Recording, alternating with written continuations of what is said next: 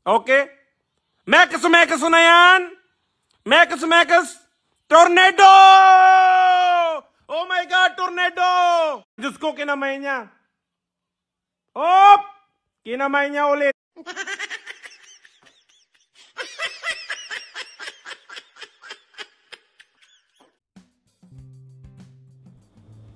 Yun. Yan mga master, ito na yung huli natin tulingan.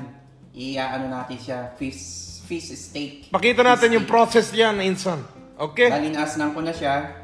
Tapos meron tayong toyo. Siyempre, pag wala kang toyo, manghiram ka sa jowa mo, siguradong marami yan. Oh my God.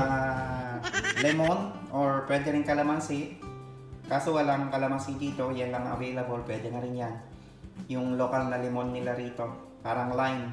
Tapos sibuyas.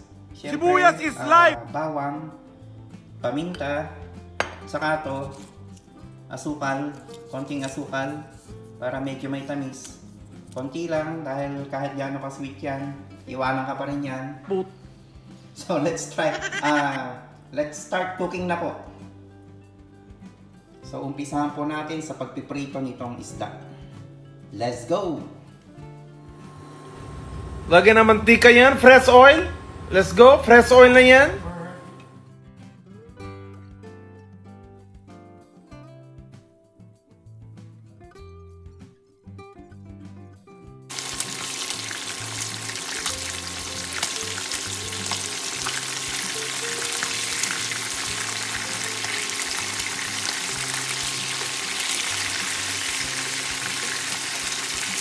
Ang tulingan nga po pala, pag na-overcook sa prito, tumitigas. So, yung ano lang siya.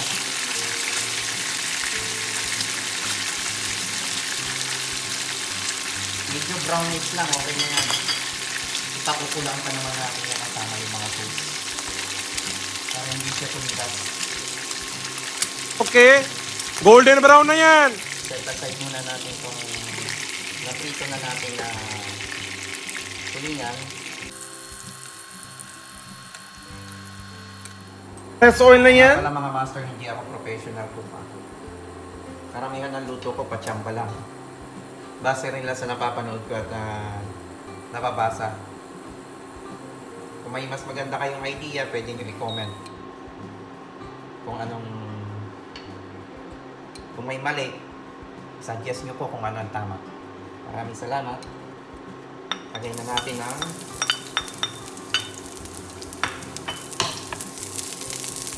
bawang.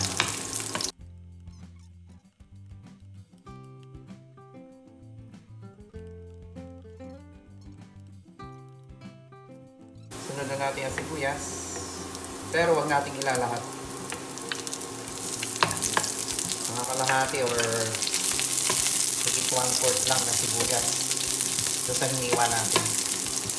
Dahil ilalagay natin yan mamaya pang pinali.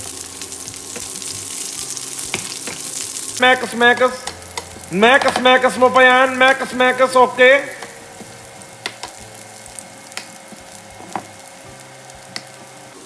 Lagay na natin ang toyo.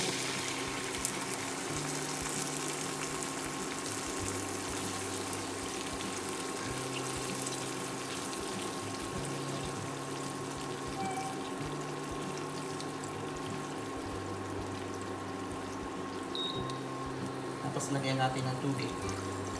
May kulay ito kasi pinaglagyan ko rin ng toyo. Nilagyan ko nila ng tubig.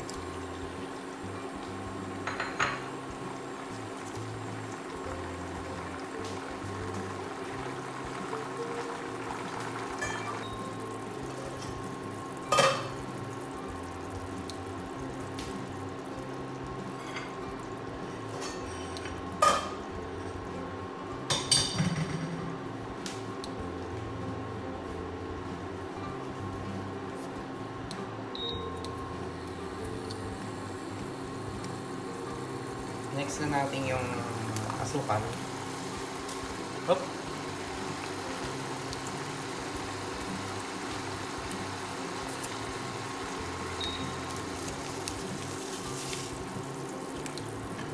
Okay. Mekas na yan. Yan. Mekos! Mekos-mekos natin para matunaw yung asukal.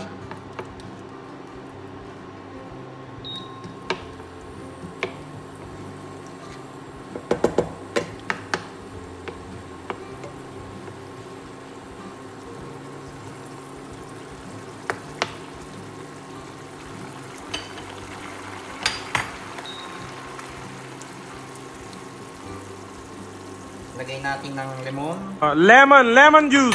or kalamansi or lime. Mas masarap sana kalamansi, kaso walang available na kalamansi dito.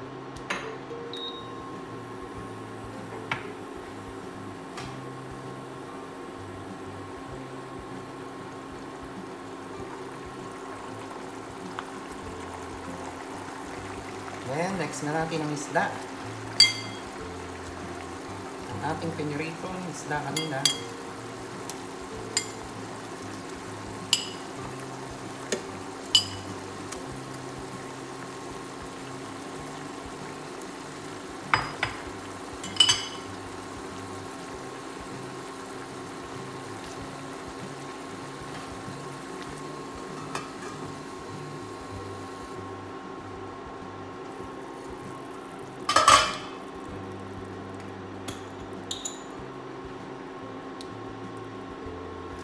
Tapos lagay na natin ng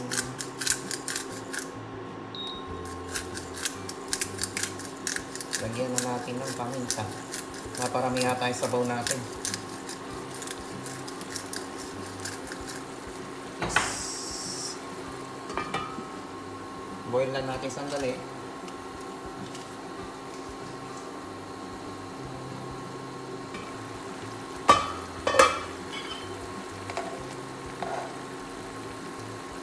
Balik pa rin para ma-absorb yung lasa. Ay, parami ang sabaw, mga master.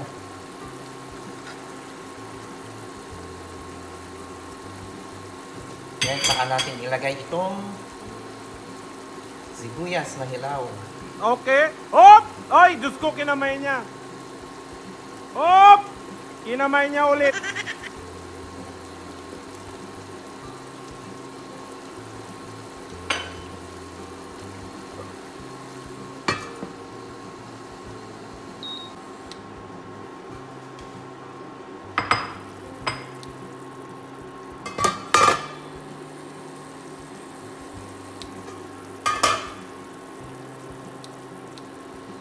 So, ito na mga master ang ating fish steak. Maraming salamat po sa inyong panonood. Kain na po tayo. Mangan tayong. Vamos a comer. Eat well, guys!